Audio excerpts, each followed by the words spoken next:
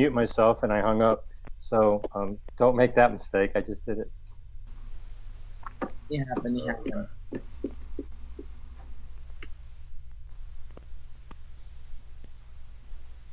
Oh, you got to log in back again. All right. So you, everybody knows how to petition, or not at all, or what's the level right now? 50-50. 50-50. Hi, Vital. 30-70. Hey, Debbie, welcome. You're muted at the moment. Or Debbie, if you want to unmute yourself. Wonderful. Greetings, everybody. Avatar Davi, candidate for mayor. Great to meet you all. Greetings. That's good. Good evening. Good evening. Oh yes, I see, James. It's very easy to leave the call instead of muting. I see.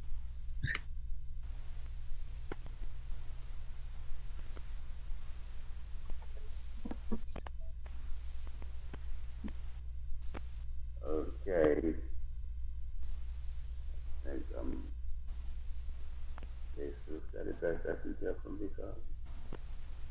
Before Ed gets started, I'd like to pass on my contact information, and anybody who cares to call at any point in time, please do. If you're ready to write something down, that'd be great. I'm James Roguski, Roguski, and I'm in California. My number is 310-619-3055. I'm the webmaster for a website, independentcongress.com, and I've expanded into the New York City local elections. Diane, I haven't had a chance to get in touch with you. I think I've tried, but you're on the website. We're doing what we can to promote you. My purpose is to try to raise the awareness of candidates who the media is not doing justice to. And so I don't get into issues. I don't get into telling anybody what they should or should not believe. I'm just trying to give everybody a platform. So, call me anytime. And I'm just trying to spread the word as much as possible, because I don't think anybody here is going to get a lot of love from the mainstream media. So I'm trying to pass on some of that. No, the best we can hope for is scandals, I think. Or libel or slanders or something. Everybody here, I'm sure, has some wonderful knowledge and information and ideas, but the public needs to know about that, and that's all I'm trying to do. So. Great. Well, until I met DJ Alf, I wasn't aware of you actually or your web, so I'll call you later, not tonight, but it is good to know that someone like you is there doing what you do for candidates that have been sidelined or ignored by the media.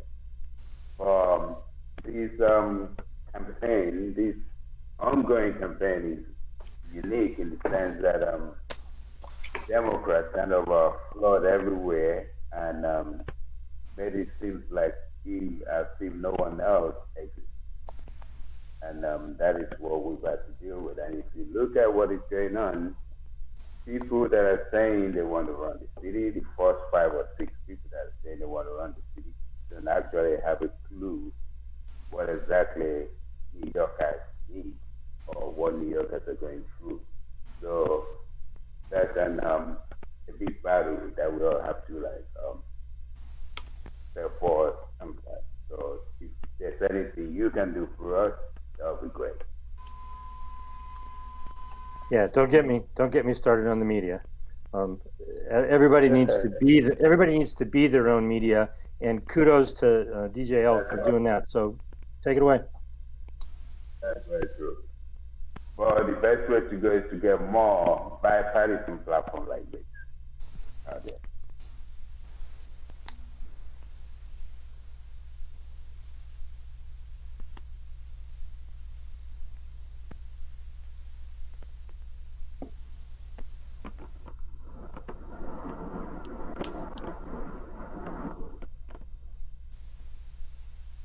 DJ Alf, if you're talking to us, we can't hear you.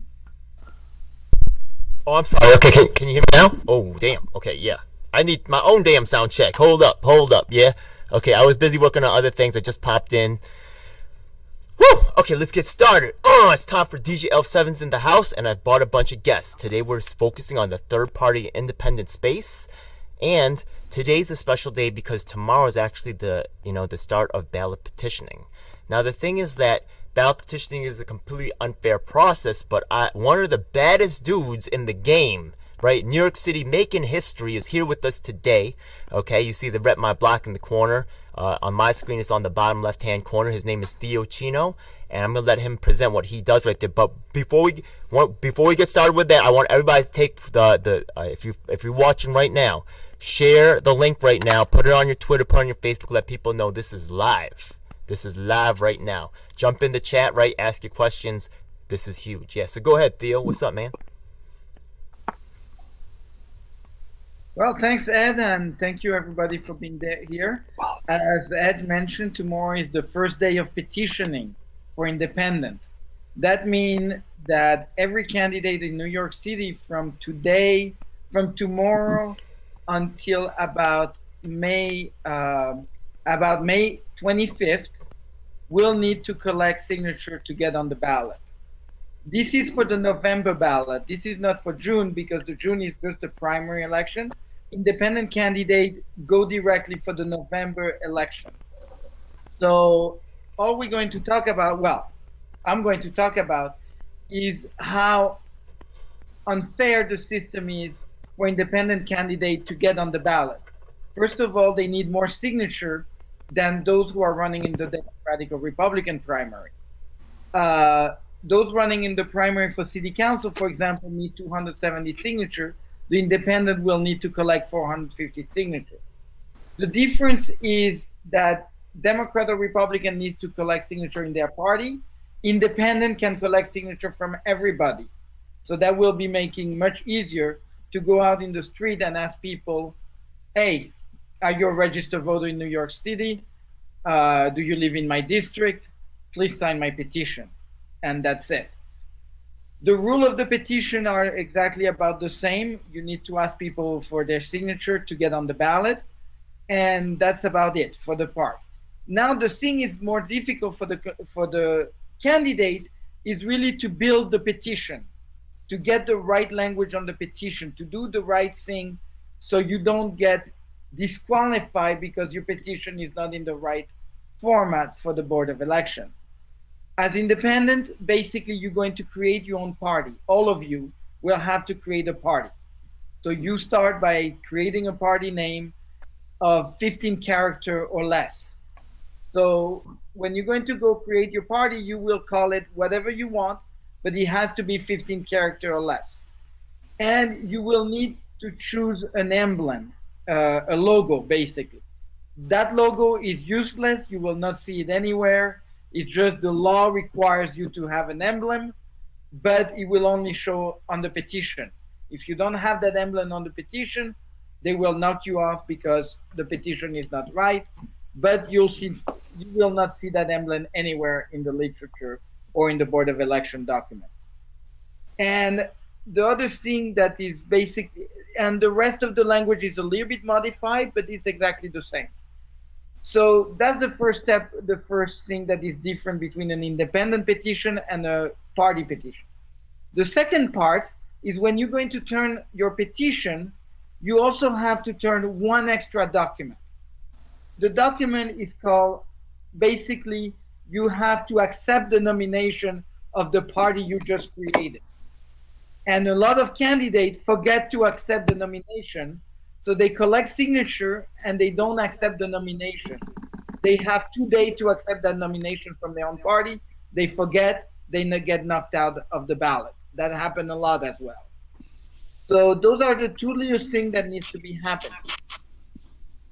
And basically that's it for the petition. Now there is a third type of petition called the ombudsman petition, the omnibus petition. That is, if all of you or all the candidates agree to have the same party name, if you're running for different positions like city council, mayor, borough president, basically you can create a petition where you divide the work among yourself, and one signature from one person is valid for all the position on the petition. So for example, you have candidate A running for mayor, candidate B running for public advocate, candidate C running for city council. The city council candidate can collect signature that will be valid for candidate A, mayor and borough president, as long as it's within the district of the city council or whatever. So if you use that at your advantage, you can talk with city council candidate and create alliance. Say, oh, I'm a libertarian, I'm a Green Party, I am whatever, and work with them. So each signature, basically you running for higher office, can use that to collect, to have more signature under your name instead of you collecting whatever number you need. So the last part is, if you're running for a citywide office, you will need to get 3,750 signatures. If you're running for a borough office, you'll need 2,000 signatures, and a city council 450 signatures. So now those 450 signatures, if you work with several city council candidates across the city, like let's say 4 or 5 different candidates across the city, you can work with them to help them gather signature with you to get on the ballot together, so you all don't have to go out and get all the number of signatures. You can share the work. And that's the idea of the omnibus petition. So Rep My Block help create those petitions. All I need from you basically is the title of the party, the name of the party, your name, your address, what you're running for, and the emblem that will be used on the petition that nobody will see. But you still need to choose that emblem. And basically that's it. And once you send that to me by email, I will send you a demo of the petition. You decide what to do, and it's yours. You print it out at the Kinko's. It's a PDF. You can send it to a printer, do whatever you want. And basically that's it, until we get to May 15, where I will remind you what the next step is to go get the ID from the Board of Election, and to do the binding correctly, and to do all that stuff. So just to finish, once you collected all those signatures, you will need to bind those petitions together. Binding the petition together is creating volume. Basically, you will take a bunch of sheets of the petition, put them together, staple them, or bind them with paper clip, not paper clips, sorry, with those legal binder that you put that goes through 2 holes, and bind them together where they don't get loose, and that is called a volume. So you will turn each volume to the Board of Election with a sticker that has an ID code on it that the Board of Election gives to you, and you place that on the petition. You on the volume, on the first page of the volume, because that's it. Don't put a sticker on every page of the petition, because that has happened a lot. That candidate put a sticker on every page and basically creates as many volume that there are pages, and because they all stuck together, they get disqualified. So, and that has happened to Jocelyn Taylor, who's running for mayor right now. She's fighting the Board of Election because she bounded her volume together, and that disqualified her. So that will be when you submit your petition, and then you will have the cover sheet, same thing. Cover sheet has the name of your party, your name, and who's responsible for your campaign. And that's a separate piece of paper. And then that's it. And hopefully you have, nobody will object to your petition, and you will be on the ballot in November. That's simple. It's really very simple, but if each step is not done correctly, it becomes hard. And that was it for my presentation. If you have any questions, please ask. Okay, so I got a question. Go ahead. It's like it's my second language. How spell emblem? Emblem? Yeah. EMBLENS, I believe. Yeah, emblem. It's a logo. You know, it's a little logo. Okay. Because I will send you probably tonight if you can write it step by step. Because it's a funny story from Russia, right? I got 20 TV stations from Russia, like NBC, CNN, number one, like Channel 11, zero New York City. I will submit anywhere, Pix 11, even in the Fox News. I was like, hey guys, can I present myself? Do you have a time? It's called marginalized, for immigrants who got accent and immigrants who try to change something. That's what I'm really thankful, guys, what you're doing. You explain really a lot, and I hope we can make it. Yes, I mean, the language barrier is something I experienced with you, Vitalik, because I'm French and Spanish. English is my third language like you, and they use that at our disadvantage sometimes. But the process of the petitioning is really mathematical, is really follow the step, and the law, they use the law against any candidate. Doesn't matter what language you speak, the lawyer will say, oh, you don't do it right, when you actually do it right, and sometimes they do it on purpose to throw you out of the ballot. Because there is collusion sometimes, and they will say no, but I will say yes, they do that. So the idea of the independent petition is really to teach other how that works, so they can teach other how it works, and you can pass it forward. So I will send you an email. Ed has all your email, I believe. So I will check with Ed and send you the instruction, and also the list of emblems that I collected. Like there is 2,000 emblems you can choose from. So so it will print automatically on the petition and the PDF. Got it. Thank you. You're welcome. Any question? Question. So the petition size, it's a legal size, right? Like 8 by 14, no? No, the petition size can go from 8 and 11 to whatever size you want. If you want to print it on a billboard, there is nothing that does, as long as you have the language correctly written and you want to present it on a billboard, as long as you have the name, the print, and the signature, you can still submit it that big.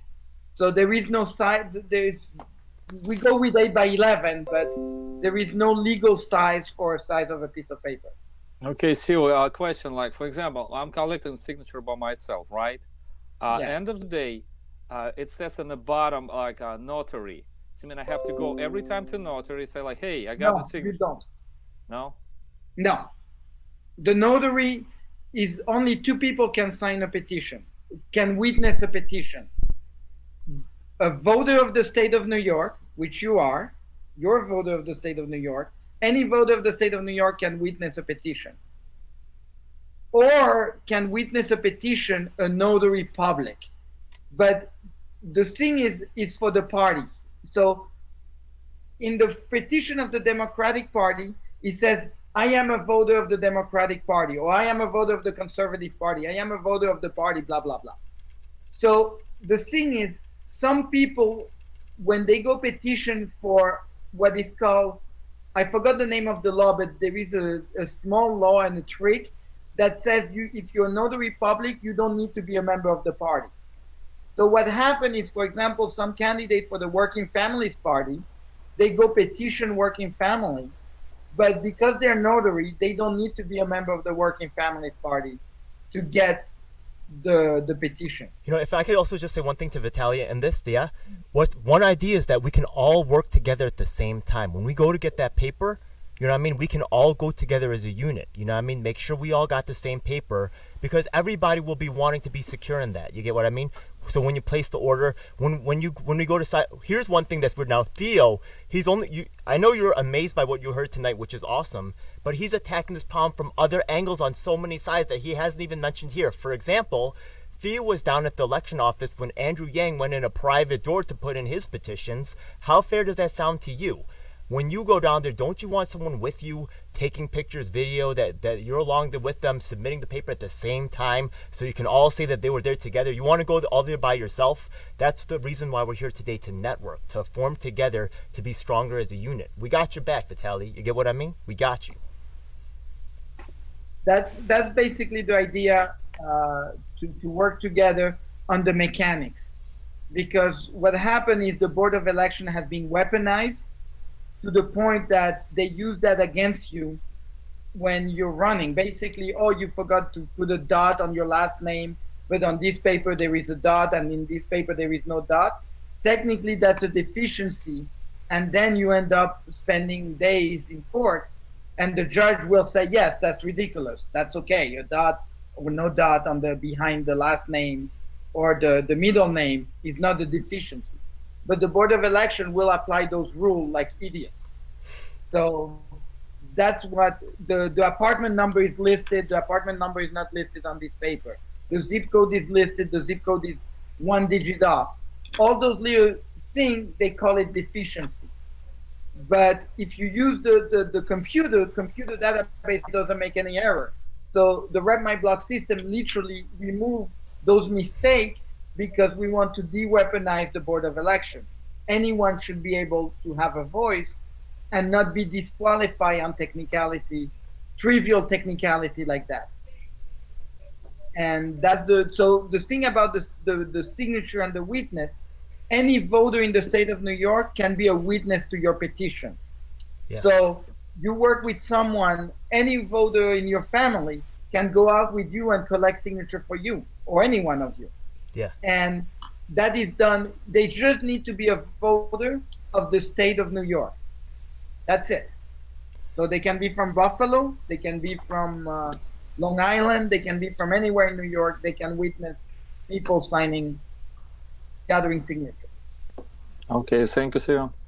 I also just got word from another city council member, that candidate who should be jumping in a moment, because you're running for mayor, right? If you go to his district and you get people to sign for you, right? Yeah. If you know some people in Harlem, yeah, then he'll get his people to come out to the same event maybe, and then you guys could maybe get more petitions at one sitting. You get what I mean? Does that make sense? Vitaly, if you have people in Harlem, Yeah, right? I'm listening. Yeah. I'm just trying to figure out, because we're running for mayor, allowed to get signature from 5 boroughs: Bronx, Queens, Staten Island, Manhattan. Yeah. So I mean, like, if I'm going to Brighton Beach, I will collect it. Because for me, I try to figure out how we work together. Like, for example, like, if you would sign like together, I'll try to find out the system. Like, for example, I go to Brighton Beach, right? And someone as a representative go with me. And I was like, hey guys, we can sign for both of us, because I try to pull out everyone who, against these billionaire monsters who try to destroy democracy. The point of democracy, like simple people like us, we can fight for something. We have to prove it. Like, like a French Revolution. Simple people can destroy monarchy. You don't even know. You don't even know. My man Theo is a member of the French Socialists. That's crazy. So the thing is, for the petition to work together, you need to be agree to be in the same party. Okay. So, for example, you're going to have different batch. So for this district in Brighton Beach, you will work with candidate A, who's running for city council, and you go together and gather petitions. So your petition will have both of your name on the piece of paper. One piece of paper, Vitalik for mayor, and candidate B for position in city council. Then you go to the Bronx, you will have a different set of petitions. Candidate C, who live in the Bronx, and you in the same party. But you have to make a network. You have to network to make sure you are in the same party. Otherwise, you each will walk with a different piece of paper, and the voter will have to sign both of them. One with you, one with him, and it's kind of two different. You can decide. I mean, there is no how you call that? There is no obligation to work together. But the idea is, you both carry the same piece of paper, and each time you see two voters, you each grab one, get a signature from each, and they both valid for both your petition at the Okay. same time Got it. with one signature. One bird, one stone, two birds. Exactly. Yep. Another thing that's really cool about this particular time in the I'm sorry. As your question is like how another way that we can network is, we're not gatekeepers, just so you know, right? Yeah, my man actually Theo Chino is all about open sourcing material. He's just made all the voter data information for free to everybody, right? So the things before people would pay lots of money or pay these consultants, right, to get the information for them, Theo's just made it available to them. He also has all the candidates available. That's what kind of made this event possible today. He's actually compiled a list of all the candidates who are running for office, yeah, and made that also publicly available. This creates the backbone for a network. Now, the thing is that right now in New York City, it's a particularly potent time because a majority of the city council seats will flip, as will the mayor. So that means the policy can change in New York City in a way that it historically has not before. This is an amazing opportunity, maybe even a once-in-a-lifetime opportunity for us to get the change that we want. That's why we see the establishment clanking down so hard. They are deadening anything that we're trying to get out there, like any message we're trying to get out there, because they are really have the iron death grip on this, yeah? But the thing is, what's funny is that not only is this happening on a local level, but on a national level, holy crap, and that's why, so before I go to my man James Rogowski, because we're about to blow this and take this national, yeah? But is there any last questions? As I call my man Theo the data king. You need anything data-wise? Yo, he's the man. And he working on bit license. There's a multitude of angles. Theo Chino, thank you for coming today. Thank you, Ed, for all those kind words. If you want to take my email, my email is theo@repmyblog.nyc. You can email me. You can email me, or you can take my phone number 718-701. Too slow. 718. 701-0140. But if you want the petition, the PDF of the petition by tomorrow morning or by tonight, send me the name of the party. I'll send you the list of logo or emblem to choose from. Okay. Pick one, I'll put it in, and yeah. Hallelujah. All right, on the chat right And there, password. I just made the chat available. If you guys want to put your info, go ahead. Do you guys see the chat? No? It's showing on my screen too, so you guys can just put it on the screen if you want. I'm sorry. Go ahead. Can you show me what I have to click to see the chat? It should be on the top right corner. It's Yeah. a little like 3 lines like in a Okay, document. got it. Okay. See, can you put it your email over there if you possible? Yeah, go ahead. Whatever you want. This one. This is going on screen too. This is getting on YouTube, so everybody's seeing this. Okay. This is not just for us. Okay. So whatever you put here is going public. Yeah. Okay. There you go. Now you say it. Oh well. All right. That's okay. Yeah. So, by the way, if anybody, I'm going to go check out the chat right now to see if anybody has any questions out in YouTube land. Hopefully some people are watching. I hope my crew came through for the, hopefully it hasn't gone too crazy in there. We'll see. We'll see. Okay. Oh, we have 12 people watching. With many comments. Crazy in there. We'll see. Let's see. Oh, there are comments. Oh, wow. Any more questions? Autumn Sword, my man, bro. Yo, my man. I knew you would come in. I'm not mad at you. It's funny. Anyways, yeah, like, Any more questions? he says, Carol, Carol's See, from, I got from one the more Green question. Party. Okay, go ahead. Yes, please. For Yes. example, for mayor's candidate, you have to get 3,750. Are they going to be counting and right away and say, like, hey, dude, you don't have enough, like 20 signatures? Or you can get a chance to pick it up, the signature. Can you see which one in a lifetime they can disqualify, or you just like when you bring all this paper, put it on the table, and it's like, oh, sorry, dude, too late, we already counted, you don't have enough to 2 signatures. How it works? So the way they, if I understand your question, let me understand it better. Can you, when you say you drop it, where do you mean at the Board of Election? Yes. So the way it works at the Board of Election is they're not going to tell you anything. They Okay. tell you to take this is the red book, but for you, it's not a red book. It's a beige book. It's beige. Instead of saying, it says petition rule for independent petition, and it's beige. So they're going to tell you to take that book and read it. And everything is explained in there. So the way it works is basically all the petitions are considered valid. They're not going to look, if they look like you brought what looks like by weight 3,000 signature, they're going to consider them valid until someone object to you. And someone is going to say, well, I don't think, another citizen is going to come and he's going to say, oh, I don't think Vitalik brought 3,000. I want to count them. So he's going to get a copy, and that citizen is going to count them. And then he's going to create what is called specification of objection. He's going to say Vitalik only got 1,000 signature in there. The rest is invalid. So what's going to happen is the Board of Election is going to count them a second time. And then if there is discrepancy between the number of the citizen and what they find, they're going to have you look at them and figure out, fight for each signature one by one. So it's a time-consuming process. And that process is going to start tomorrow for the Democrat and the Republican. And or it's just finishing. Tomorrow will be the hearing for the Republican and the Democrat. And what they're doing is they use that. That's the weapon. That's the part I call the weaponization of the signature, because when you bring your signature, they consider them valid. So if nobody objects to you, nobody will ever look at your petition.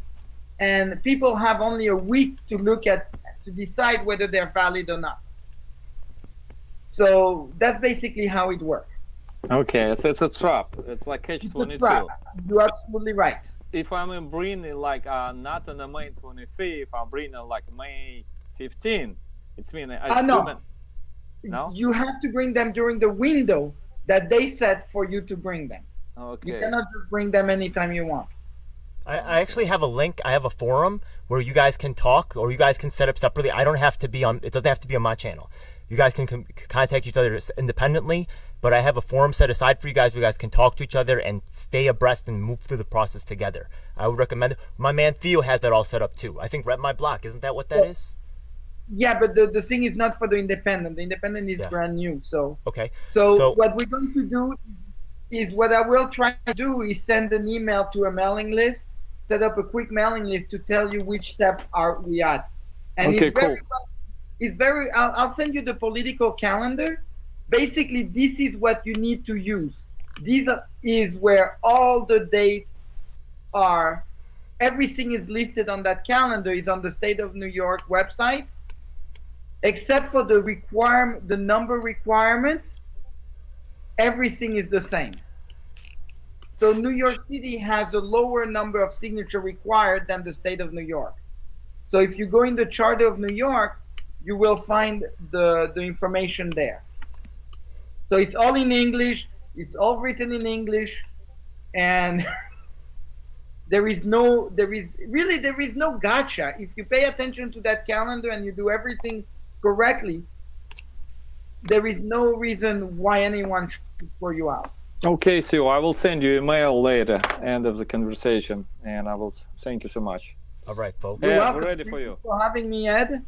My man. So, look, folks, we are outnumbered, we are outmanned, we are outgunned. We need to really come and fire on all cylinders. Right now, I want to shout out the chat right now. I'm actually super happy to tell you guys and share with you. I think this is a great lead off to what my man James is about to be sharing with you guys, and Diane's a special guest today. You're about to find out why. Because the thing is that Jonathan Martin, one of the very few professors of third parties in the nation, is actually watching right now. That's cool, and he might be involved with the national thing we got going on later. Because as James is about to tell you, there's a big national shift about to happen right now, and there's a lot of organizations out there that are looking for candidates just like yourselves that are running in local, right? If you guys make it through this one or don't make it through this one, you guys are the backbone for a potential new independent third party movement. We also have representatives from the Green Party, Libertarian Party, large third party movements to make the case to you, but we're going to take it from the city perspective and blow it out to the national perspective with my man James Roguski, Independent Congress. Big hand up to my man, Independent Congress. Thank you very much. Let's hear about it. Thank you, Ed.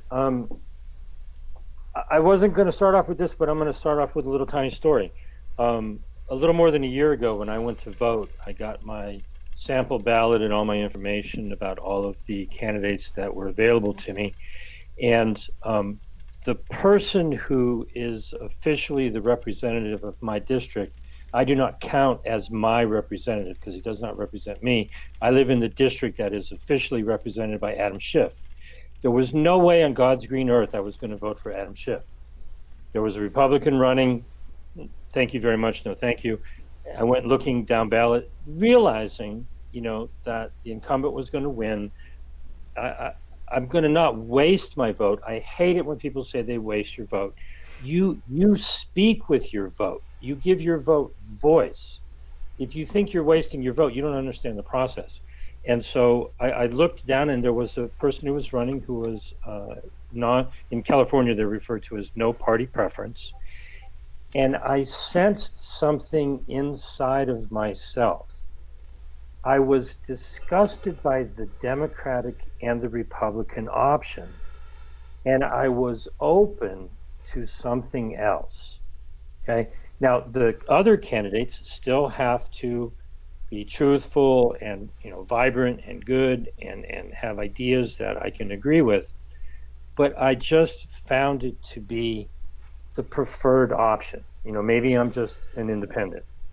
And after the election happened, I went and I looked at a bunch of the results, and I found that in the 53 districts that are in California, there was only 3 libertarian candidates in 3 of the 53 districts.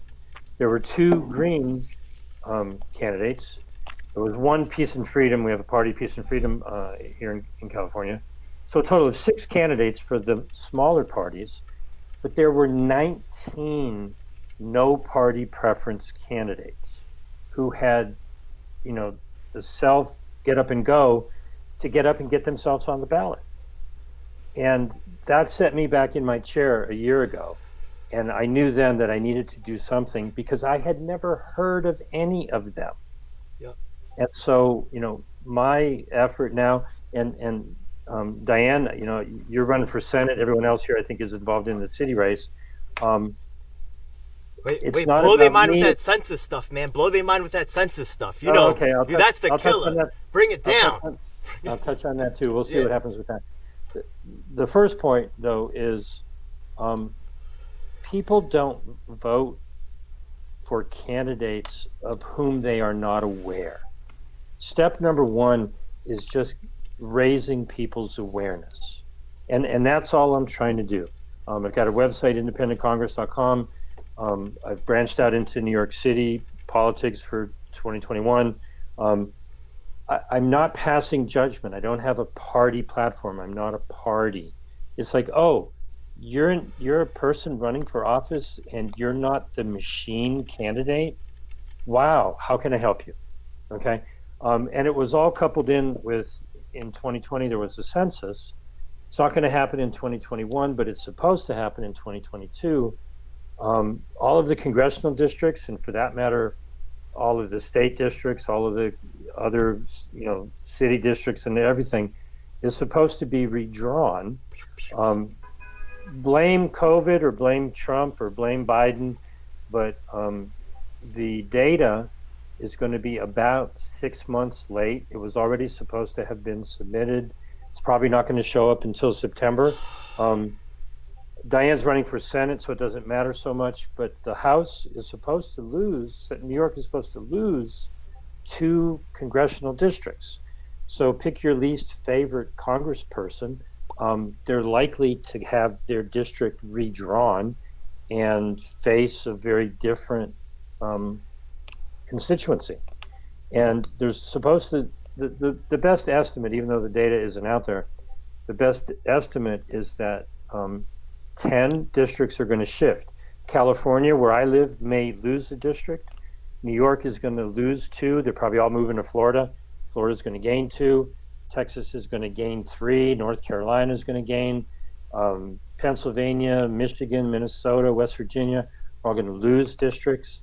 So 2022 is an amazing opportunity because in many of those districts, there will not be an incumbent.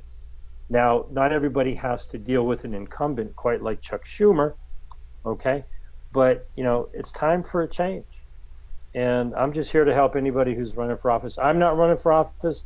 The person I voted for last time, I believe is going to be a candidate again. I'd much rather support someone else who wants to be a candidate. It's not about me.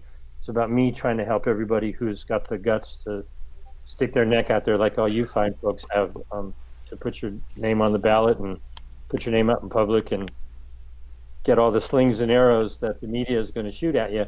I'm here to just give everybody a platform. So thank you, Ed. Yeah, so that's really why Diane, and before I introduce Diane, who's actually here, she's running for Senate. Everybody else here is for New York City position here, right? So she's actually kind of like, you know, a little bit different here, but, and she does come into play in this, you know, this congressional, you know, run right here.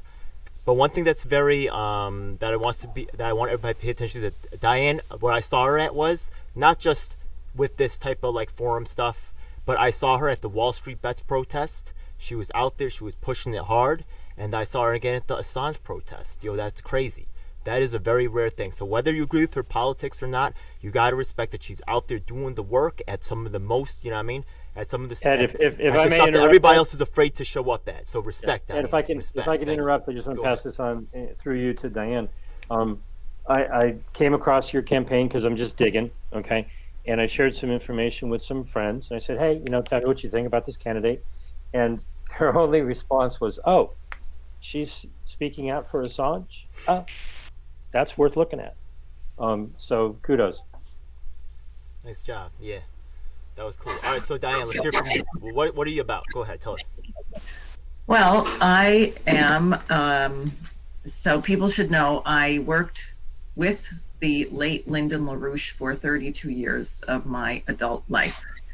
And he certainly bore the slings and arrows of every media slander, was put in prison, you name it. He was a Democrat in all of his races, but not the kind of Democrat you would know today. At one point, he called himself a conservative Democrat. But what he identified as the number one issue, which I think is the number one issue, is the shift in the United States, which is a cultural and economic shift in the 60s, where we went from being an industrial scientific powerhouse that was committed to raising the standard of living, eradicating poverty worldwide. We have abandoned that, and we've become very much like the entity from which we won our independence 239 years ago, or however long, 35, whatever it was, 1776, the British Empire. So we now are in literally dozens of wars that are not discussed. My sister is an Iraq War combat veteran. She was brigade surgeon in a terrible situation in a combat zone in 2008 under the Bush administration. My father, ironically, my background is Quaker, but my father ended up being drafted and going to Vietnam and working there in medical capacity. So from a Quaker family to have a father and a sister who've both been involved in some of these insane wars, I have a certain relationship to that and a certain very strong commitment that our nation should not be doing this. John Quincy Adams was 100% right when he said we do not seek abroad or monsters to destroy. So urgently, what I think has to be done is a kind of global bankruptcy reorganization. The biggest nations, the US, China, Russia, India, need to have a summit. They need to declare that this financial derivatives bubble that we keep bailing out is actually bankrupt. We need to return to fixed exchange rates, because no nation can have the kind of development it requires, building a transcontinental railroad system, building a power grid based on nuclear power, which we urgently need. These are projects of 10 years, 25 years. If your currency is going up and down There's no way you can possibly plan to do anything on that scale. So fixed exchange rates. We need to reinstate the Glass-Steagall Act in the United States. That means separating the commercial banks from the investment banks. It means that the average taxpayer saver should not be on the hook to bail out someone's bad gambling debts. We should nationalize the Federal Reserve or get rid of it altogether and have a national bank. The government has to be able to direct credit for the things that increase the productivity of the workforce. And you can think of what those are. I am vehemently opposed to the Green New Deal. There is no evidence whatsoever that carbon dioxide causes climate change. We do not need windmills and solar panels where you can cover 30 million football fields of area with these crazy things and not have electricity that you need. That's why I'm firmly supporting nuclear power. Ultimately, we should get to fusion. And we really have to think big. And then the last thing I'll just say is that we have a forgotten class in this country. As I've been looking at New York City, 3 years ago, I wrote an article on the homeless situation in New York after the New York Times exposed the fact that there are 114,000 children in the New York City public schools who are homeless. And I've talked to teachers who tell, because they're not evenly dispersed among every school, they're concentrated in certain districts. So in some schools, you have over 50% of the children who are homeless.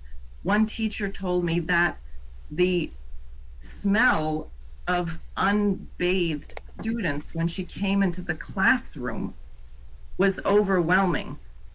I mean, it's all different now because of COVID, but the fact that this is not addressed, or the situation with NYCHA, where in the winter of 2018, again 2019, you had 400,000 residents without heat and hot water for a period of time. These things are absolutely unacceptable. We somehow find trillions and trillions and trillions of dollars to bail out people like Jeffrey Epstein, who have been gambling and speculating and getting very rich.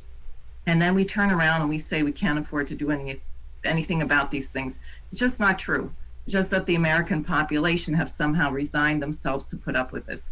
So I decided to challenge Chuck Schumer because he's made himself the lead duck. He is the spokesman of Wall Street.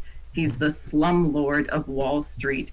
He is the representative of the intelligence agencies as he threatened President Trump when Trump said he wanted to reorganize the intelligence agencies, and Schumer said they have 6 ways from Sunday to get back at you. Well, either they have something on him, so he knows that personally, which is likely, or he just works for them. But he's been in there for 40 years now. It'll be 42 by 2022. So that's why I'm running. And I have a lot of experience actually petitioning in New York. We managed to get LaRouche on the ballot twice in New York State, which is a near impossible feat. Not as an independent though. So this is new to me, these kind of, it's going to be a little bit of a different operation, but I'm really looking forward to it. I'm really appreciative of having the opportunity to be part of this forum and to talk to everyone here. And I'm eager very much to collaborate, because I think we have a society now where people are not allowed to even have disagreements. Why are we terrified of having disagreements?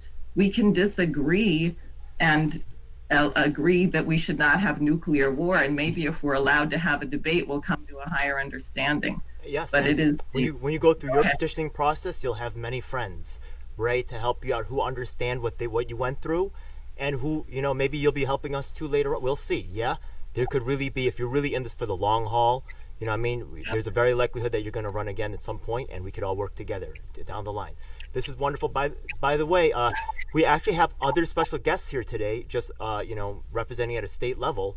We have a representative from the Green Party, Caleb Winters, who's awesome. I love the guy. And we, my bad, Caleb, yeah, and he's from the Hudson, yeah. And I have an interview with him. I'm going to be doing an interview with Diane as well. we also have representatives from the Libertarian Party as well. So, actually these are some of the largest third parties, and some of the independent candidates here who are running may find alignment with these parties or not, right? Yeah, to varying degrees, and they might decide, these people have an installed base, so you might find, I know that actually a Green Party is looking for candidates right now. I think Caleb's kind of in charge of that, right? In New York State, kind of?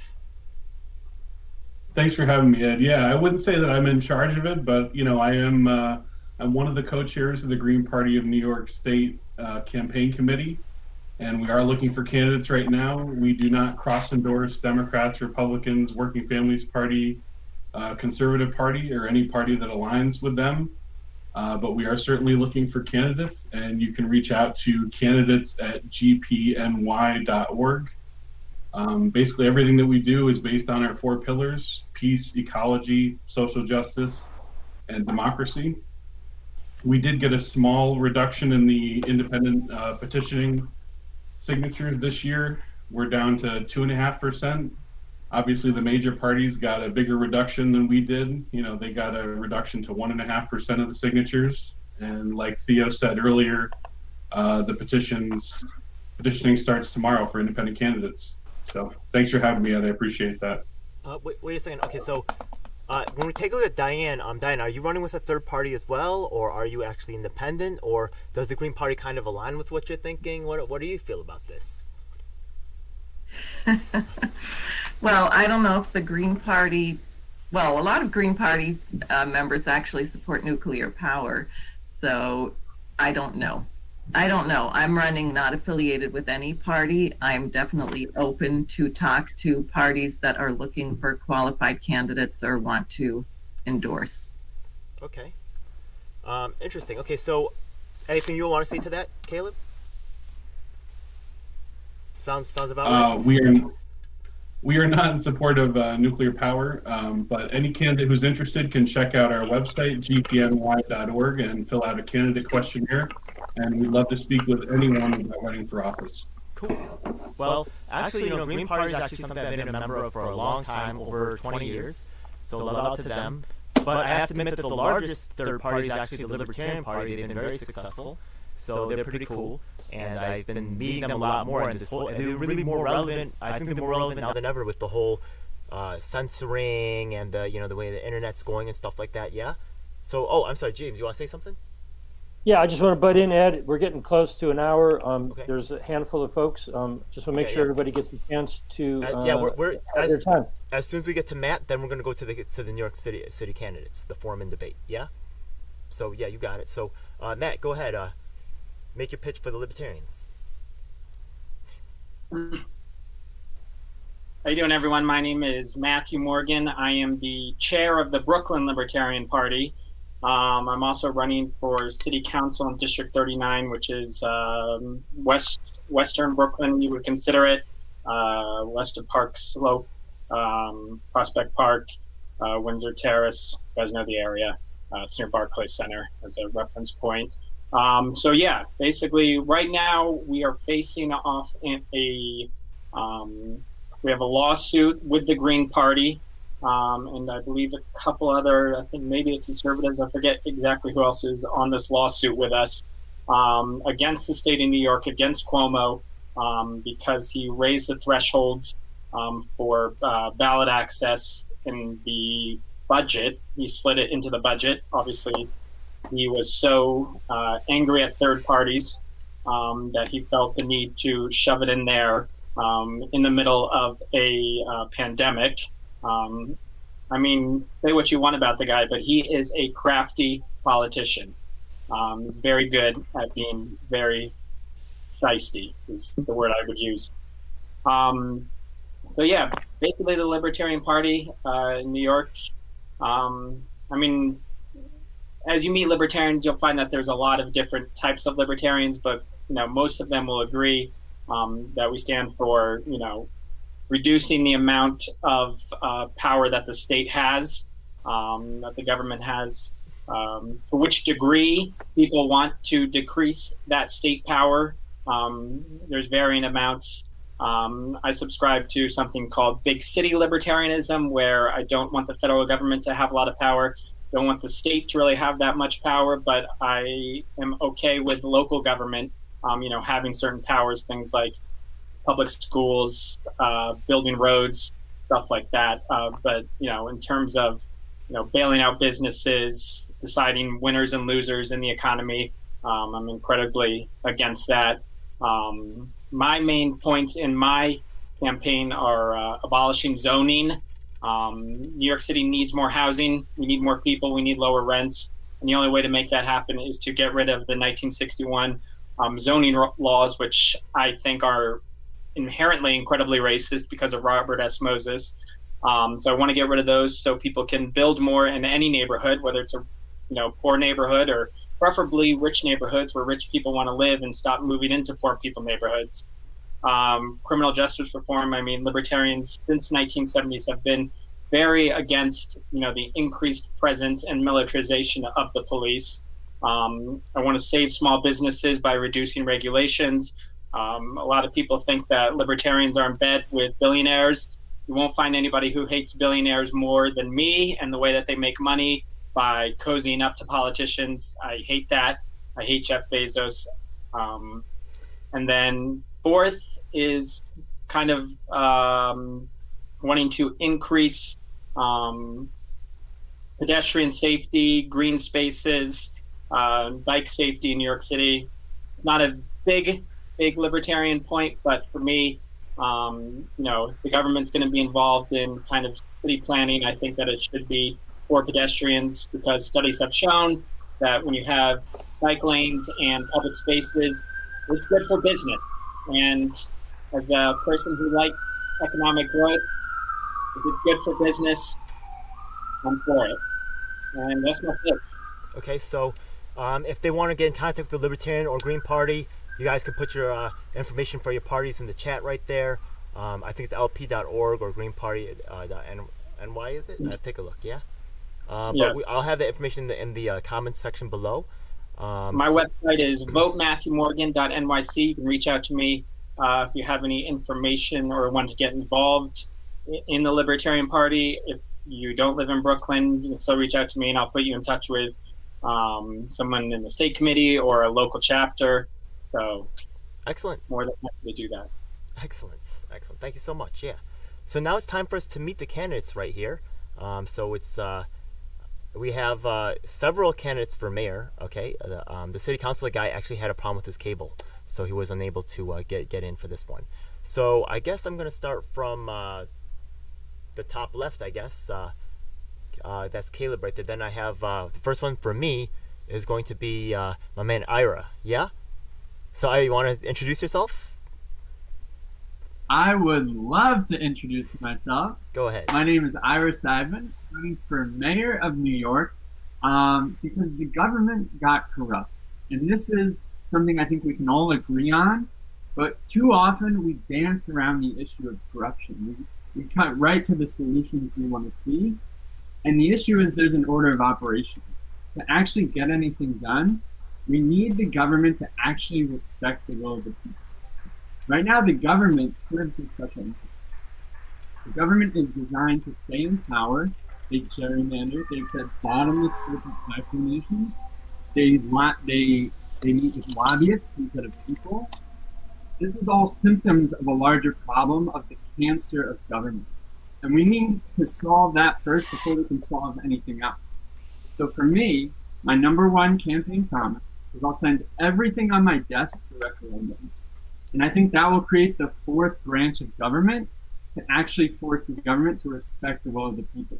If they know that the people will just veto this bad idea, they won't even try, right? They'll have to gear their legislation in a way that is actually popular.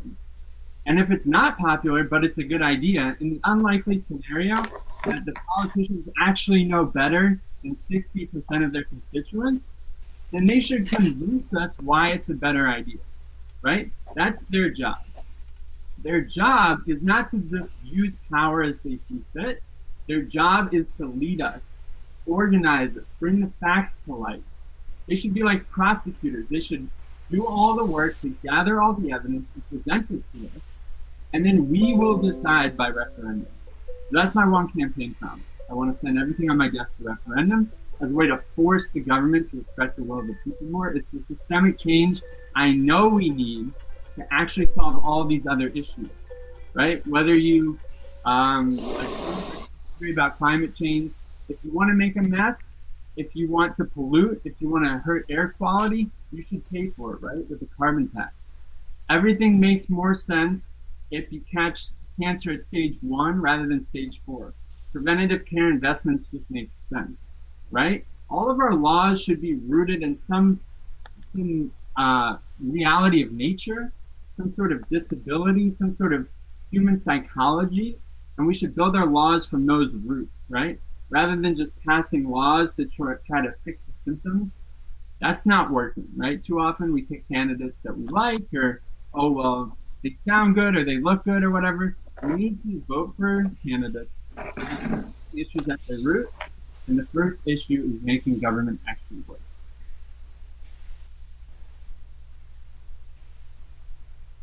Thank you. That was wonderful right there. By the way, I just want to ask you right quick. Maybe the crowd has some questions real quick. But I like the line referendum thing. I really like ideas of like 100% transparency, making things the will of the people. But how would you implement, like, that would require a lot of votes to be called all the time. You know what I mean? Like, do you really think people are going to come out and vote all the time? Like, maybe you have to find a way to make it easier. Like what? Like maybe through like internet polling or something? I don't know. That's exactly right. So there's a number of issues here. First of all, people don't trust the government. So to even get them involved in the first place, there's going to need to be some sort of impetus to get them to actually trust the government to even bother participating. So the way I'm imagining this is online voting. We could even do it on the blockchain. Like, we can use technology to actually make this legit. But every registered New York City voter will be able to log on to the New York City website. I would call it Athena, the online voting system. And any New Yorker can propose an idea, right? And we'll all vote on each other's ideas. The bad ideas will get voted down. The most popular ideas will go to the top, right? Now, if the Russians hack us or whatever, we have a fail-safe, where all of those popular ideas have to also pass on paper referendum. There are only going to be so many ideas that are popular enough to make it the paper ballot, and that's how we'll actually, decide if the laws should pass or not. So we need to use online voting. It's the way of the future, so there's no use delaying that any longer. We need more paper referendums. We passed ranked choice voting by paper referendum. You can say what you will about referendums, and you can have your concerns, but we've passed very good things by referendum. And the other thing to consider is City Hall is still involved, right? So there's still that yin to the yang. It's not 100% referendum. It's not 100% representation. It's somewhere in the middle between tyranny of the masses and tyranny of the minority, where hopefully there just is no tyranny. That's pretty cool, man. I like that. Yeah. All right. So next I have actually to your side on my screen, it looks a little different, but I believe Vitaly. Did I say your name right? Yeah, correct. Yeah, you're running for mayor as well, right? Yes, correct. So tell us about yourself. Go ahead. Okay, I will start from simple. I came to United States by tourist visa. Then I overstayed, and I was like not legal. I was afraid some kind of ICE gonna pick me up and kick me out from the country. Get lucky, get married for American, and pass all this experience from tourist, not legal, legal, green card, citizen, and I can say, we have to start from a simple steps. Like Ira said, like we have to vote it online. First of all, half New Yorkers doesn't have online because then they have money, then they have like any kind of internet activity, like middle class, low middle class. Ira, its idea is good, but first of all, we have to give internet. First of all, second of all, 1%, 10% rich people in New York who still working online. They got making like 100,000 and more. They don't have any kind of problems. But problem with the small business like mine, the small business like restaurants, it's like small pop and mom stores. I'm supportive of the small business because I'm a small business. I know where's the problem. Like Matthew said, like we need a bike lane. Matthew, don't forget, small business need delivery. Any kind of store have to get truck trailer or truck to deliver it food, to deliver it stuff. And we got a conflict interest with bikers and with truck trailer. Bikers get alternative. They can take a train, they can take a bus, or they can walk. Small business, they don't have alternative. they have to deliver it stuff by truck. Like essential business right now, I'm a owner of small moving business. I'm essential. And everywhere we get delivered customers, we got any kind of parking violation. But excuse me, New York City, it's essential business. We not have to be get a parking violation. We're moving people. In London, for example, they do have a parking zone for delivery, for movers. Nobody taking the spot. Doesn't matter, you're a police officer or disabled person, you're not allowed to take the spot. And I want to say, like, more important for us, I'm a civilian engineer. I know how to build the roads. 2019, I was working MTA bus driver from Bronx to Manhattan, like 6 months. And I saw a problem with Brooklyn Expressway. They've been building 4 months. It's a lot of money, probably like $100 million. 4 months to get the ramp to Brooklyn Expressway. After all this construction done, 2 levels didn't match 6 inches. And then they destroy everything for 3 days and start over again. All New Yorkers were driving to Bronx, New York, Manhattan. It's like, oh, again, construction, I'm tired. I'm with my education, I know it's a big money. When I'm talking to a person who working for city, he's like, you know, it's not only one thing. You got a lot of things like this. But no one to speak up because Cuomo, Chuck Schumer, they got a lot of contracts, de Blasio, for same companies. Then I have a bid, they just get money for his campaign. Then we will see the same construction name pops up on a deal with big money. First of all, with the Chuck Schumer, when he tried to do online interview, like, oh, we need $8 billion for MTA. Excuse me, first of all, when you spend money, do the audit. How's it been spent money? Then you can need more money. The simple way, if your mom sends you to grocery store, they tell you buy bread and butter. You're not going to buy candy because what your mom told you. With that, right now, corruption in New York, doesn't matter, state, local, everywhere I see a big problem. We got 75,000 homeless people. De Blasio gives money for painting bike lane, for painted bus lane, but didn't have money to put a toilet for homeless people who are on the street. They have to go somewhere. And every time I go to a meeting and send it email, doesn't matter, Chuck Schumer, De Blasio, we don't have money. We need money for MTA. Look, the MTA, they saw it like it's money hole. The simple way, and it have to be simple way, like a NYC, created like co-op. The people can decide where have to money go to change this like a heater, to change any kind like a pipe with the lead. We have to make it small community respect themselves and focus themselves. That's my basic thing. From the people for the people. I'm not person who's sitting in an office and say like, oh, I meet these people, I saw these people. No, I'm live with these people. I'm paying rent. I'm on the street every day. I talk each one person. Doesn't matter who you are, where you're from. I'm for immigrants. Because my big guy who I love it, Lincoln, Frederick Douglass, Teddy Roosevelt. That's my base. That's what I focus because they was doing by hands. They're doing from the people. Right now, everybody running. Don't forget, matching fund 1 to 8. Like Adam said, like Borough Brooklyn president. Oh, I want to help black and brown community, and he got matching fund $5 million. Give this money back. Build all this internet. Give this computer for kids who doesn't have it. Start from beginning for simple level. I opened my company in 2009. Small business owner. Minimum wage in New York City was $8.25. That time I pay my employees $15. If I'm small person business, can help the small guys, why is a big city with big opportunity, with big money, they cannot do anything? It's actually funny because they deplorable, stupid, or they're doing it on the purpose. No other answers. That's my opinions, where's my platform, because I know what the people need it. Simple way. Thank you for listening to me. I'm speaking from my heart. Appreciate that, yeah? We have another candidate for mayor as well, Smithy right here, yeah? So Smithy, why don't you introduce yourself, tell us, what you're all about. I can't hear you, Smithy. Can you guys hear Smithy? No? Dobby, you there? While Smithy gets his audio figured out? Dobby, you there? I'm sorry, Smith, we cannot hear you, yeah? I do not see you as muted. Let me check your setting over here. It says that you're okay. Davi is muted. It says that you are not muted. Maybe your mic is off or unplugged or something. I do not know. Smithy, try to unmute yourself again. Yeah, try that. Yeah, maybe we'll turn your mic on and off. Yeah. Now it says you're.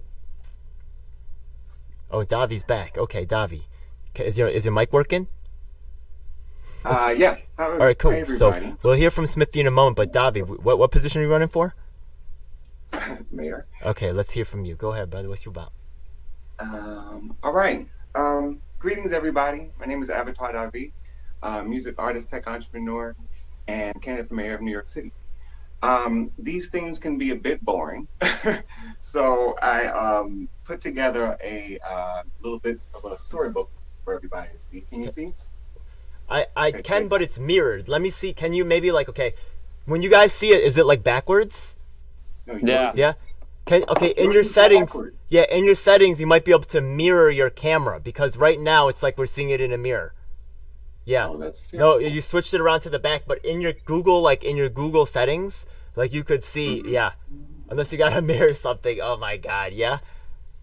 I mirrored it intentionally because in other situations, it's not done look, this. ask the rest of the chat, man. We all see the words mirrored, man. If they look the way that I think you're trying to show me words that I could read easily, and it's not that right now. Okay, I'm just telling you, that's for real.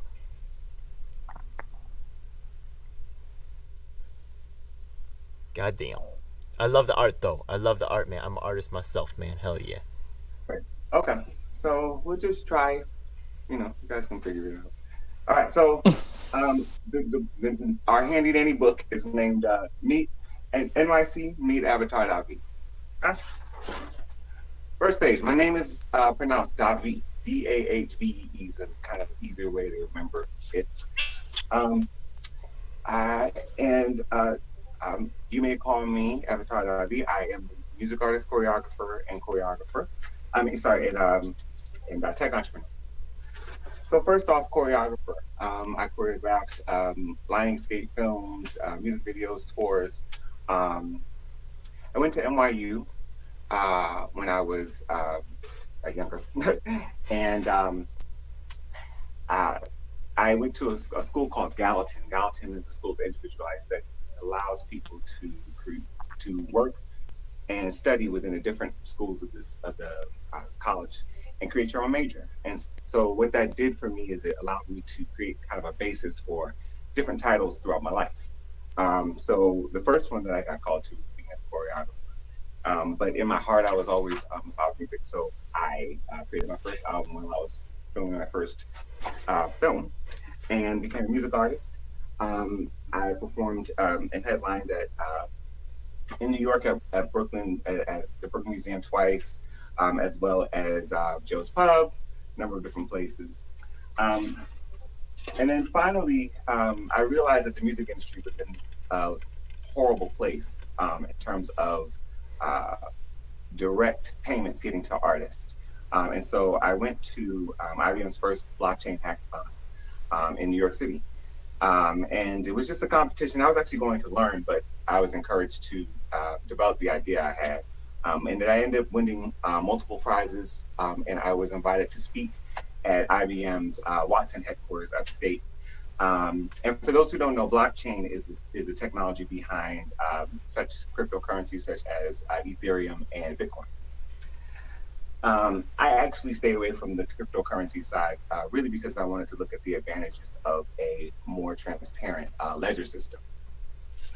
So after I, won these competitions, I decided, I should take on this new title, tech entrepreneur. And what that allowed me to do was create my company called CleftPay. CleftPay is a company that centralizes metadata so that the people who need to be paid for music get paid more directly. And then in 2020, I know a lot of people went through a lot of different experiences. 2020 is extremely important in terms of a lot of different ancient predictions and justifications for how the earth operates, essentially. And so during this time, I went through spiritual transformation that revealed to me that I'm the avatar of Earth. And what that means is that I am responsible for protecting Earth as well as evolving humanity so that it fits the next chapter of Earth. It's of Earth herself. So just to put things in context, we as humans have to update. 99.99% of the entire universe is the fifth element, not the four that we know: fire, earth, air, and water. The fifth element, which is called plasma. 99% of the universe is made of this, and 99% of scientists don't know anything about plasma. And so that information, like any information, is available on the internet, but we don't know how to kind of update it into our systems. So the next step is that when we understand that 99% of the universe is made of plasma, we also have to understand that NASA and the government released footage of UFOs, which means that in the event that aliens happen to attack Earth, we as humans have to be aligned enough to, excuse me, sir. Sorry. Yeah, it's all right. Yeah, let me think. Vitaly, would you mind Yeah. muting your microphone, Keyboard. please? Yeah, I got him. I got it. Yeah, don't worry, I did it. So what that means is Yeah, okay, I got it. Okay. So what that means is we as humans have to understand and cooperate with each other enough to hold each other's back if and when we are being attacked. So in order for us to be able to do that, we have to unite under one species, one race called humanity. There is no other race. The trickery is that there are other races. There are no other races. There is one race. It's called humanity. The separation was it's another story, but we can get into that another time. Okay. What I would like to forward. Okay. What I really like about this I just go on for three more minutes, and then I'm gonna Go ahead. All right. So hard evidences of my abilities. We talking to dragonflies, multi-tonal sounding, bees, all types of animals, all on my website, biodavi.com. So I also wrote something called the Davi Manifesto, which is a book that helps to articulate my transition as well as clarify human thinking. Because right now we're in a blame game, complaining, and the only way to create something else is to create it. It can't be from complaining about anything else. Okay. So my process was revealed something called Earth Order. Earth Order is a corporation that is for the human survival and evolution of humanity. Essentially what it does is, as you move into an era of mega corporations, we as humans have no power against mega corporations. We've been strategically written into law as less than. So what we have to do is unite under a corporation, just in the same way that you see Google or Amazon creating utopias within their organizations. Earth Order does that for humanity, in the sense that everybody is paid to work in their self-chosen or self-created business, and then within that business, the business then supports the entire whole. So it's a big circle where everybody's included, and nobody is useless, nobody's unemployed, and nobody's underemployed. So equal salaries. So, like everybody else, I've gone through the deep insecurities of, saying, hey, I'm different, and the truth of what my experience is. And I think we all go through that, and to a certain degree in whatever area in life that we are in. But for me, I asked the question, who is fighting for humanity? Okay? If there is nobody who is dedicated to the process of fighting for humanity, not a party, not a corporation, not an individual ego, but specifically, I am fighting for the fortitude and protection of that which is sacred for managing the entire earth. Okay? We have, as humans, have not come together and said, hey, we agree to these being the statutes of what creates humanity.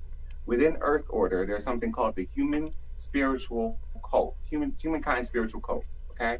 And what that does is just basic 12 principles that say, hey, I'm going to respect another human. And you can go through them and look at them yourself. One thing that I really like about your style is that you're real different, And one thing about that is, honestly, right, some people here might say he doesn't fit my style, right? But the thing is that, maybe like the Avengers, people could have a favorite one. Maybe people just want a little bit of, some of a different flavor than you all the time. And then within our circle, they have something that they can turn to, but it's still with one of us. We still have shared interests as in terms of getting our ballot petitions in successfully. Nobody wants to waste their time getting that stuff, getting the paperwork done, moving to the next step. So we're here to help you, brother. Welcome aboard, man. Thank you so much, yeah? Running for mayor, right? Yeah? We have one more mayor candidate, not last but least, yeah? We got my man Smithy over there. Oh, my bad. I'm sorry. I had 4 more points. There's just 4 more pages. I just need to go right, for my bad. All right. Let me hear more about evolution. Let's go. My bad. My first area of focus is New York City State. Okay, so we actually have 8% of the national GDP, and we keep begging for money. This is completely backwards. So we have to have the character and the courage to say, hey, we are actually now a city-state, just like DC, and we are going to have a governor and 4 mayors for each of the boroughs. Well, number one, this is going to allow each of your votes to count more nationally. So right now, your vote counts for about 1/15 of somebody in Wyoming, and that's not fair. And that's simply because we have to upgrade to what's happening today. 2, compost and recycling program. So making sure that there is nothing called trash in our streets, in our homes, making sure that we are sharing the resources available and converting them into reusable resources as they are. 3, the New York City Police will become New York City organized, the NYPD will become the New York City Police, the New York City patient organized, loyal, and integrous community enrichers. So these are going to be a new kind of philosophical approach to how we deal with the people in the world, and how we deal with each other, creating an elder council that deals with external arbitration. Okay. So that's it. Thank you very much, and I want to thank DJ. Wait, hold up, David. Wait a second, yeah? Someone in the chat is asking if you have a website that people could visit, yeah? Like, you could check out the chat right now. You could put it now on the chat. On the chat, on the top right-hand corner, I'll put it in if you want, yeah? But you can also communicate with the people yourself. I don't have it on my own. Oh, my bad, man. On your device, don't even worry about it, yeah? So tell me right now, I'll type it in for the people, you know what I mean? Or you could, yeah. Huh? DAVI.com. DAVI.com. DAVI.com. Buy.v.com. DYDAVI.com. DYDAVI. Buy.v.com. BYDAV.com. Okay. Cool. All right. So shout out to the people who want to check it out. Okay. No doubt, man. I'm sorry to cut you off, bro. You know what I mean? Everybody, James, I do that, don't I? James loves it when I do that, though. James, you love it when I do that, right? You've been very good today, Ed. Let's see if we can get Smithy's sound working. Smithy, let's go, bro. What's up? I want to hear about you. Davi, I want to do a later interview with you, one-on-one, yeah? I'm actually interviewing all the candidates. I don't know if you stepped in for that. But Smithy, is your sound working? Oh, Smithy. We do have time to move on to a question and answers. Actually, I did want to ask some of the candidates some questions. I don't really think that, I know who you presented for the Libertarian Party, my man up there, Matthew Morgan, but he didn't really get to present for his candidacy. He's running for city council. Yeah? You want to talk about your run for city council right quick? Anything specific? Issues local? Matthew, you there? Can you hear me? Matthew, are you there? Yes. Okay, go ahead. Sorry, I was... Oh, did you want to mention? Okay, so all the mayor's candidates have gone except for Smithy, who's still trying to figure out his sound. Smithy, let's can't hear you. Why don't you try re-logging into the call? Yeah, hang up and then go into the link. Maybe that'll turn your sound back on. You might have to restart your computer or device. Yeah, I'm so sorry, man. Anyways, yeah, but so we have one more mayoral candidate who hasn't spoken yet, Smithy, because his sound's not working. But Matt over here is running for city council. So go ahead, tell us about your run for city council. Yeah, so I pretty much kind of gave you the main bullet points before, which again is abolishing zoning. There's a lot of hot areas all around New York City that are very big in zoning. For instance, Gowanus, there's one in Flushing. There's Soho rezoning. There was the Industry City in Brooklyn rezoning. And basically these fights they just drag on for a year, and they are over housing that we desperately need. And some people give unfair, untrue, justification against this housing, saying that it's not good for the character of the neighborhood, or, we shouldn't, we can't take on all these people in this area. And what's happened is that the areas that have gotten new housing have been poor areas, and they always try and pitch it as, oh, this is going to be great for the area that you're getting all this new stuff. And what happens is those people get pushed out, and then people take things like that where the housing has been built in poor neighborhoods and be like, look, all the people get pushed out, and say, this is why we shouldn't rezone, this is why we shouldn't do this. But really, the problem is that we're not rezoning the entire city, that we're not allowing housing to be put everywhere. It puts unfair constraint on certain areas that breaks them.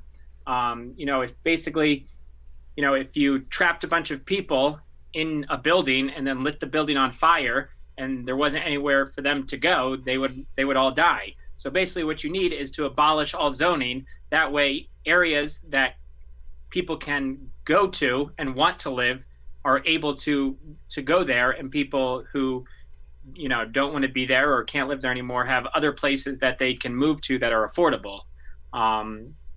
So it's a very decisive, hot topic, and that basically seeing the discussions on that was what prompted me to really get into it. And then the second one, we're seeing it right now again: police reform, criminal justice reform. Libertarians have been for decriminalizing, not just, marijuana is obviously the safe one, but we're decrim all drugs. The government shouldn't tell you what you should be able to put into your body. You're a grown adult, you should know that heroin is terrible for you. But if you want to do heroin, I don't know, you're going to do it either way, whether it's legal or not. And if it is legal, at least people will be able to go to the hospital and be truthful that they did it, instead of lying because they don't want to get in trouble. In terms of the criminal justice system, there's way too many people who are locked up for minor offenses, for nonviolent crimes. Just from a fiscal perspective, it costs a lot of money to keep them in prison. As libertarian, we want the government to be spending less money. So if we reduce the amount of things that are crimes, there's going to be less people in prison. There's going to be more people who are able to get jobs because they don't have a criminal record. So I think that's a very important issue for me. Again, another thing is small businesses, what Vitaly was talking about. It's very difficult for small businesses to stay alive and to stay afloat, for various reasons. And it's making it more easy for large corporations who have the money to be sitting on and just kind of wait until everything blows over to stay alive. And I'm worried that if that happens, that when you walk down your small community, whether it's in Brooklyn, whether it's in Queens, or whether it's a small town somewhere in New York, that you're not going to see mom and pop shops. You're just going to see more chain stores. And when you walk into those chain stores, they don't give a fuck about you. They're just there to get paid. They have absolutely no passion to be there. So that's not what I want to see. And then again, coming back to the bike, pedestrian, greener New York City, I want to wanting to make it harder for cars to be in the city. Obviously, to Vitaly's point, I understand that small businesses have to get deliveries. I work at a store, so I understand that when a truck comes with all my inventory and parks in front of my store, that sometimes it parks in the bike lane and people have to bike around it. And I feel terrible because I hate biking around big trucks, and because then you have to bike out into traffic and then you put yourself in danger, but I have to get shit into my store. Obviously there's compromises that the city can reach when they're planning and making these bike lanes, like designated areas or certain times that people have to come and do deliveries. Obviously it's unfair for people who you know, don't open the store at 10 to have to show up at 6 a.m. to get a delivery. But in terms of, but like I said, the studies do show that bike lanes and bigger sidewalks and green spaces, plazas, it's good for business. And it makes people walk and want to go to visit these businesses more. For instance, Fifth Avenue in Brooklyn has open streets on Saturdays, so they shut down the streets to cars, and people just walk down the street. And I go and I visit, and I go, holy shit, I didn't even know this store was here. I didn't even, because when you walk on the sidewalk, it's a small sidewalk, you're just walking, you're trying not to run into people. You don't have time to stop and look at every business that you're passing by. So I think it creates more of a community sense when you can walk and see people and you're not worried about running into them. You can walk and say, oh, hey, hello, oh, stuff like that. Oh, hey, that business is here. Oh, great, stuff like that. So there's a lot of issues, kind of rambling and trying to be fast, but yeah, that's my pitch. If anybody has any questions, again, vote MatthewMorgan.nyc, vote Matthew Morgan on Instagram, vote Matthew Morgan on Facebook, and vote Morgan39 on Twitter. Okay, now that's the time for the forum. Now we're not gonna go much longer, yeah. But it's time for the pit fight. It's time for the debate, right? Yeah. It's time for us to talk about maybe things we don't agree on. Oh snap, yeah. So we got some mayoral candidates right here, right? Yeah. So what do you think is? Do you guys see anything in each other's plans that you don't agree with, or that maybe puts you on top of the others? It's your time to go. Who wants in? 3-man enter, 1-man leave. What's good? Yeah? Why are you number one? Who's ready to say that? Who's the mayor in the room? Go ahead, Ira. I'll tell you guys what. Damn! It's the order of operations. We all talked about these great ideas, but it's so difficult to use a corrupt government to solve any problems, right? I think about like a huge mess in the kitchen, right? Your eggs fell on the floor, the milk is spoiled, it's all over the floor. There's a huge mess and you want to clean it up, but your mop is broken. Your mop does not work. You have to fix the mop first, and then you can clean up the mess, right? Give me just 1 second. Yo, check Smithy. Yeah. Smithy, can we hear from you? We can still not hear you. I wanted him to know that like he has a chance to challenge you, but sorry, Smithy. Yeah, we cannot still hear you. Right now we're in kind of like deathmatch time. So like we're saying like why you the man, why you are the mayor versus everybody else. I'm sorry, Ira, to interrupt. You could restart if you want. Yeah, I'm so sorry, Smithy. No problem. I'll just keep going. Smithy, if you get your audio, I'll stop talking. No problem. So sorry. We have to fix the government first, right? If we keep pretending as if the government isn't corrupt and then we're going to solve all the problems, it will not work, right? So I don't know if I want to de-zone. What I want to do is make zoning optional at a community level, and maybe the community board is the right tool to use, maybe not. The community board has its own problems. The community board is corrupt, right? So we're going to have to make the community board less corrupt. We're going to have to make city council less corrupt. The mayor has to be less corrupt. That has to be our number one issue, and then we can solve everything else. Okay, so anybody want to take that on? Anybody say like why their plan is better than that, or any? Go ahead. Maybe that doesn't cover something. To have a government, you have to have a government that reflects equality. You have to create a system that reflects equality. To this point, we haven't had anybody present a system of equality. I'm the first candidate, literally in the history of the United States, to present a new system that presents equality to each human, just for the sake of them living. That's the place we have to get to, not only as a country, but also as a world. Because if nobody is fighting for that, then nobody's fighting for that. How are you going to do that? How are you going to do it? What do you mean? Are you just going to say everyone's equal and then we're all equal? Or are you going to actually make a systemic change to make sure that everyone's voice is heard equally? That's good. That's a good point. Oh, that's good. Yeah, so so I don't think you listened to my pitch, but Earth Order provides an equal salary to each person. So that's how it works. So what's the incentive to work if we're all going to make the same amount of money? Why should I work 90 hours a week? Why don't I just stay home and collect my free money and and take it from there. You participate, so you self-elect to work for a business. If you find that business important, then you show up to the business. If you don't show up to the business, you also don't get paid. So just because we're all getting the same salary does not mean that if you don't work, you don't get paid. Whoa, wait. So how do we all? So we all get the same salary, but if we don't show up to work, we don't get paid. Yeah. You have an agreement with your business. Everybody has an agreement with their business. What does full-time employment for this business look like? Every business is entitled to create that. This is the heavy hand of government coming in to regulate every aspect of the economy. The democracy should be like the yin to the capitalist yang, right? The economy is very good at solving certain problems, and it's really bad at solving certain problems if the government is regulating everything businesses can do. We should actually step back and let the market fix as many possible problems as it can, and then the government can clean up all the other messes. But if the government is trying to regulate every aspect of the economy, it's not going to work. Do you know how much welfare costs in New York? Costs? You mean like to the taxpayer, or how much people receive? Just the budget. So we have a building, okay? We have a building that has maintenance, right? Then we have people in there that process paperwork. And then we have other people in another building downtown that process those people's paperwork, all just to slow down the process of people getting the necessary monies that they need for life.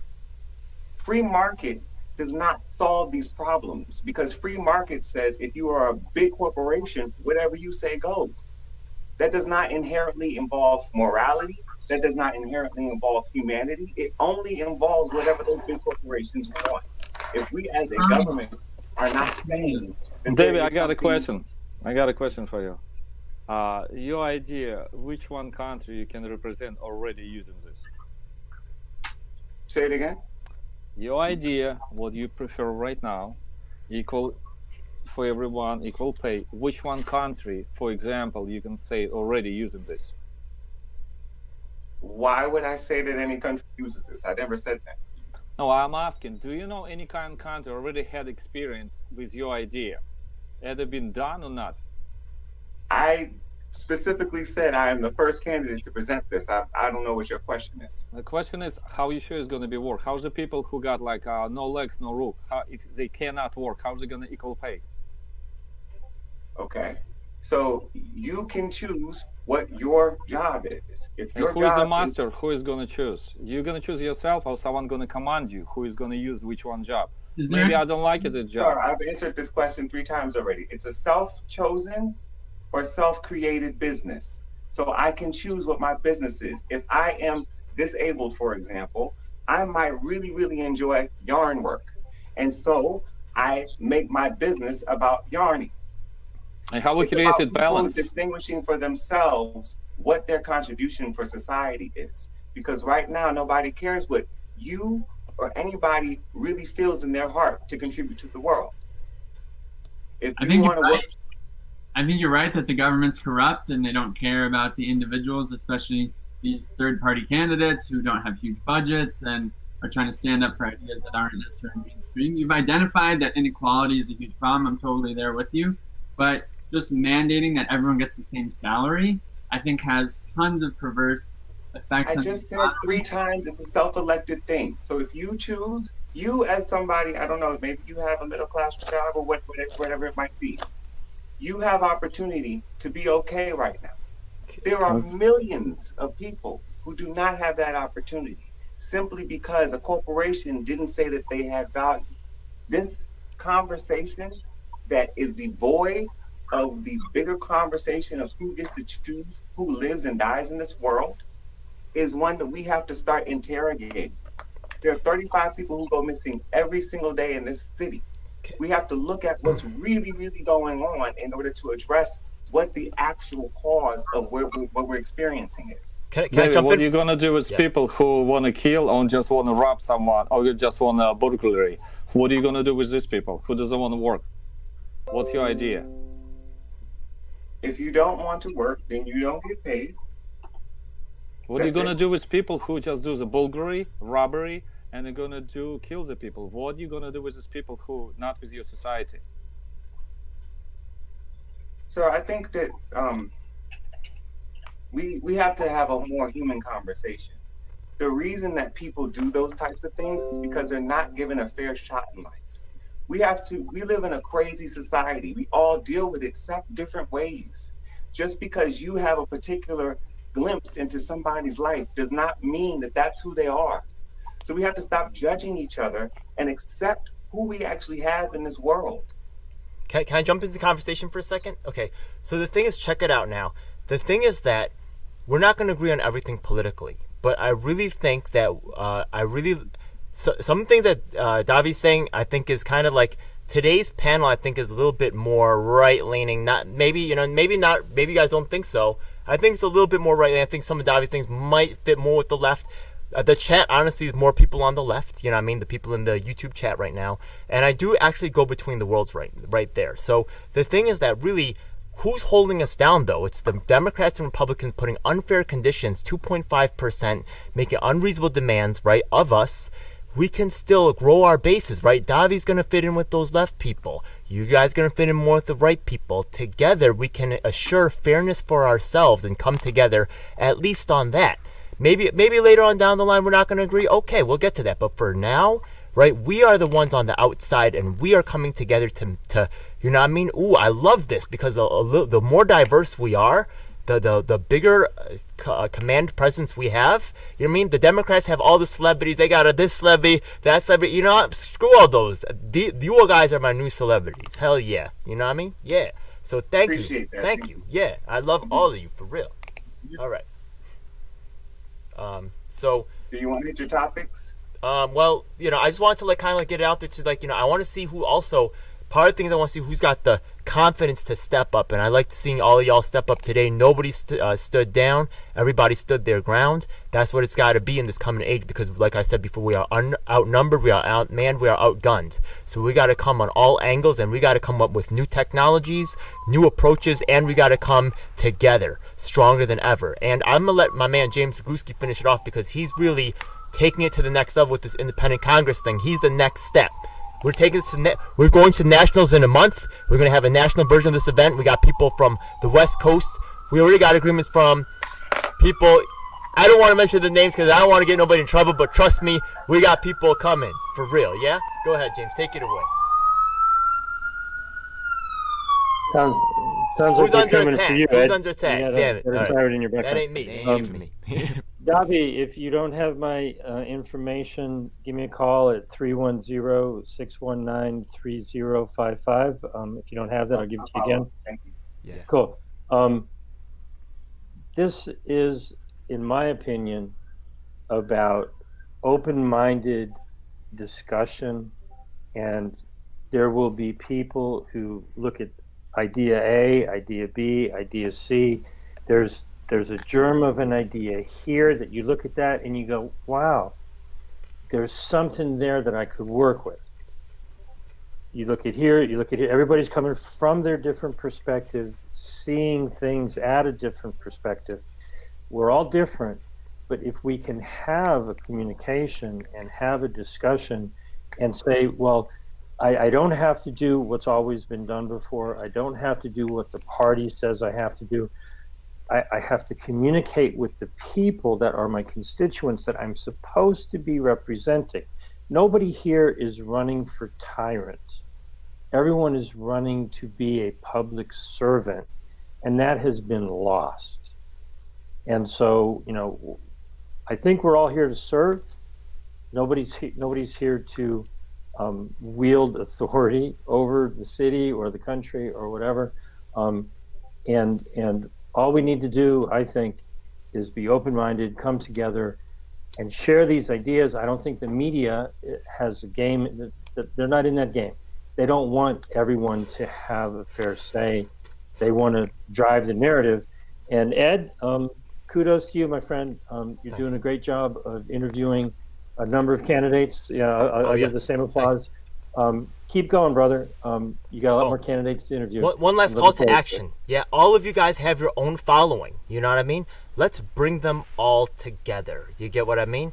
together our forces can actually achieve something. We might be able to make some real dent here. You get what I mean? Yeah, so let's work together. Thank you so much. Yeah, let's leave it there, my friend. That's What a up, democracy. We discuss all of them.